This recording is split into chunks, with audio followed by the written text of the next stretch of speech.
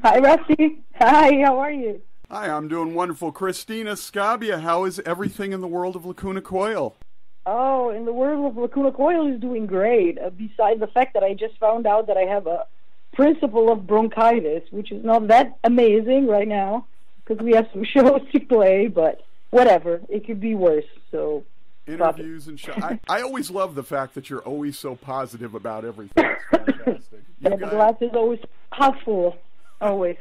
Now, you guys are going to be thankfully returning to North America this fall to do a tour with Epica and Insomnium. Have you ever played with either of those guys before? We've been knowing Epica forever. I mean, I'm sure that we played at some festivals in the past, and we actually did, but we never did a tour together.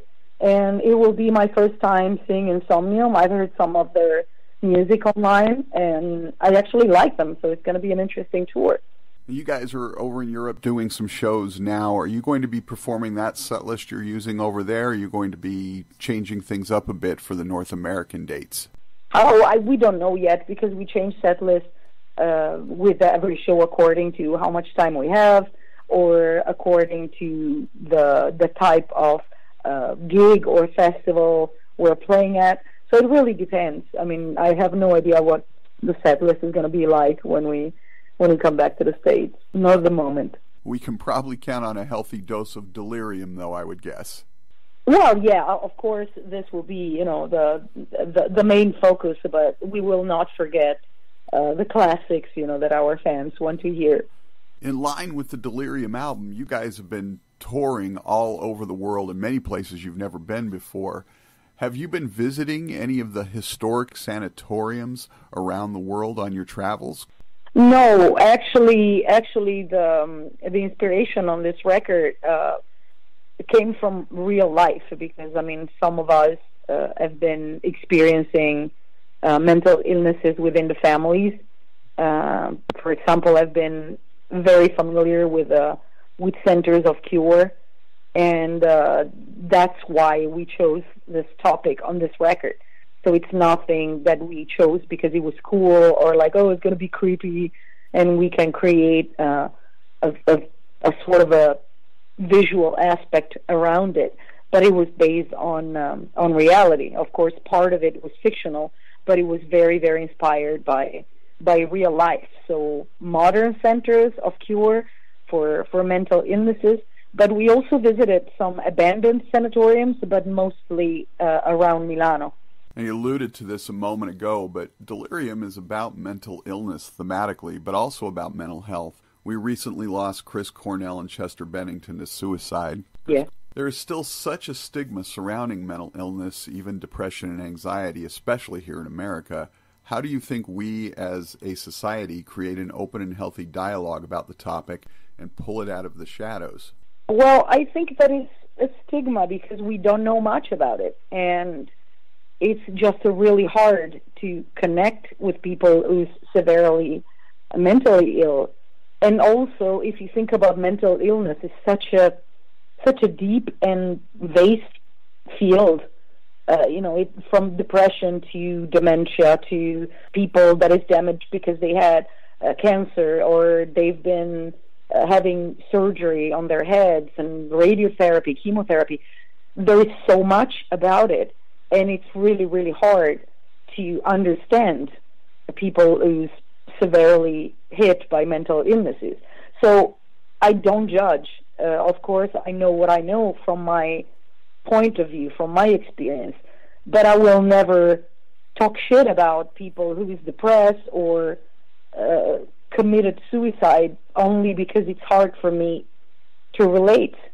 Sometimes it's easy for the people to judge other people just because, I can't understand why it happened. I would have never done this. Yeah, you would have never done this because you don't understand what they're going through. You're not in their heads. You don't know what they're experiencing.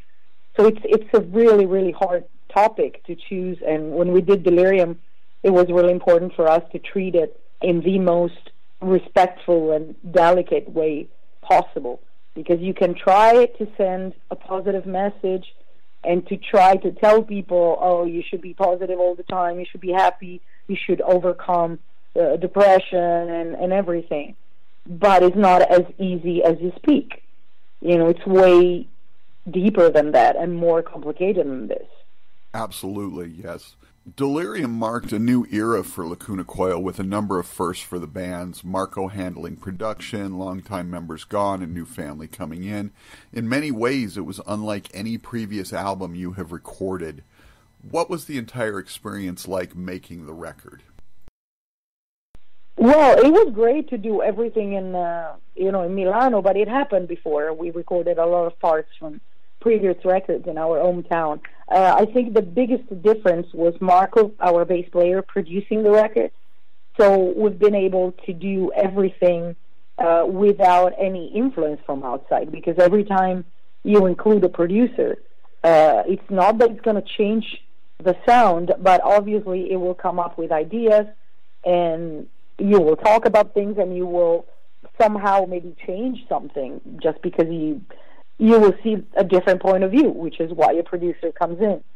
But with this one, we took the risk, and we felt ready to do it ourselves. After so many records and the experience we got, we said, why don't we try to do everything ourselves just to see what comes out, just to see what we learned. And I'm really, really happy with this experience. About the lineup, what is weird is that from Broken Crown Halo to Delirium, it looks like we lost 3 members, but reality is that the drummer, the ex-drummer, and one of the 2 guitar players left before the recording of Broken Crown Halo, but we decided all together to have them record Broken Crown Halo just to keep it, as a memory for all of us. Right. But they already left the band when Broken Crown Halo was recorded. So that's why now you have the feeling that, half of the band is gone, but reality is that Ryan, our new drummer, was already playing with us at the time of the shows of Broken Crown Halo, because they resigned before. And you've gotten fantastic response to Delirium. That's got to make you guys feel good about what you've accomplished, and maybe make you want to go down the same route again with self-production and everything. Yeah, I mean, it makes us feel good that people understood what we wanted to say, because, as I said before, it's not easy to deliver such a strong topic in a way that it wouldn't offend other people. Right. And it is also harder and harder for bands to deliver new records, especially now that there are so many bands around, and try to keep the purity in the songwriting without being influenced by, I wonder what the fans will think about this record. So I'm happy that we did it, because at the end of the day, we thought that we have to live with this record. We have to play the songs live. So we have to like them. We have to love each and every word we sing and every single note that we play. It's not about what people like and what people expect from us. It's about what we love to do and how we feel. But it's a great feeling to know that a lot of people understood, the new record. I think most artists feel like their current album is their best work. Delirium has been out for over a year now. How long does it usually take before you can look back at one of your albums objectively? We never really do that, honestly. We're always looking forward, and it's not because we don't like what we did. We obviously adore every single record that we put out, but every single record belongs to the period when we wrote the record. So we don't even compare records, we don't judge them, because there was always something that you would like to do better, or maybe you should have do this and that, but you just have to keep it in the time where it was recorded. So it is what it is, good or bad, and it represents a historical period of our lives. But we never really look back and examine and dissect every record that we did. We never really do this. Yeah, but I mean, you can't really turn back time. So I mean, even if you wish, it's just like, okay, so let's make a new version of the record and put it out the way you want it. But I guarantee you that there will be something that you will want to change, because that's how it is. But I think that it's great to offer a perfect picture of what you wear in that period, and you will connect with every record also according to your personal experiences in life.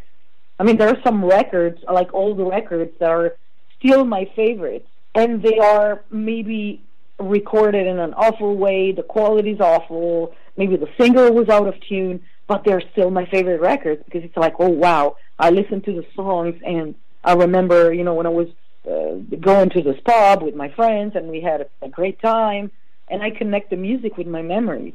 Exactly. That's why sometimes you get attached to a record. And it's really hard to reproduce the same feeling with other records. Even if you copy the music and you try to do the same thing over and over, it's not going to be the same.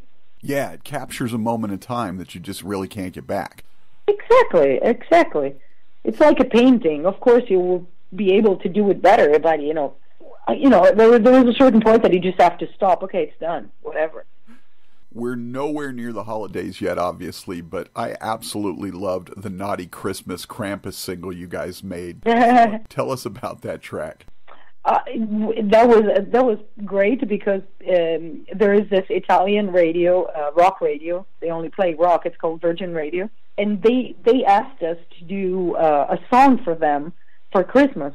So we said, well, it is a challenge because, like a rock metal band playing a Christmas song, there is always the risk that you either do something funny to take away the pressure of doing the Christmas song, or you do something cheesy.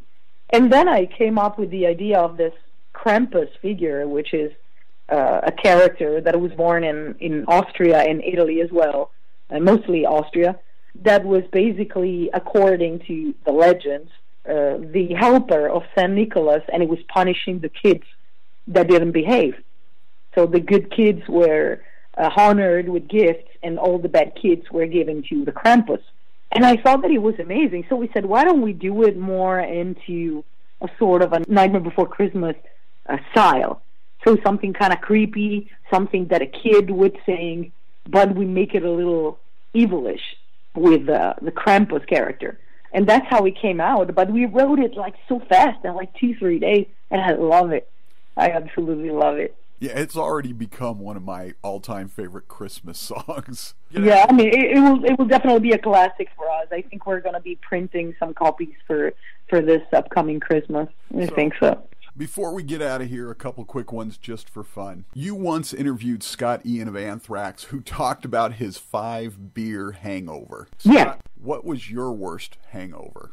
Oh yeah, that was pretty bad. Basically, it was, I think I was about 24, 25. Well, I actually had a few of them, but not too many because I'm not a big drinker and I was, younger. But some of them I completely blacked out, but I always had friends with me. So it happened that when I was back with Marco, our bass player, because we've been together years and years ago, I woke up at his house and it was just like, I have to drag you here because there was no way that I would let you drive by yourself. And I didn't even realize, that I did the street from the pub to his house. And I was like, all right. I woke up completely blacked out. But yeah, I mean, it happened a few times when I was younger. But I can't really remember the worst one because you usually don't remember the best ones.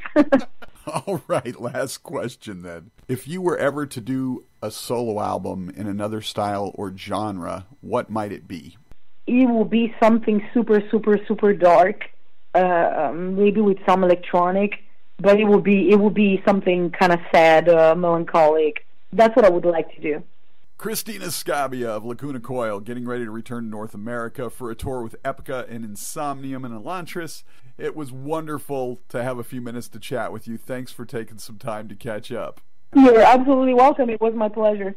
And I don't drink that much anymore. No, everybody will have this picture of me completely drunk, which probably happened 2-3 times in a lifetime, but whatever. Feel better, get better. We'll see you when you get to Thank you. All right, take care. Thank you very much. Bye-bye. Thank you. Bye-bye.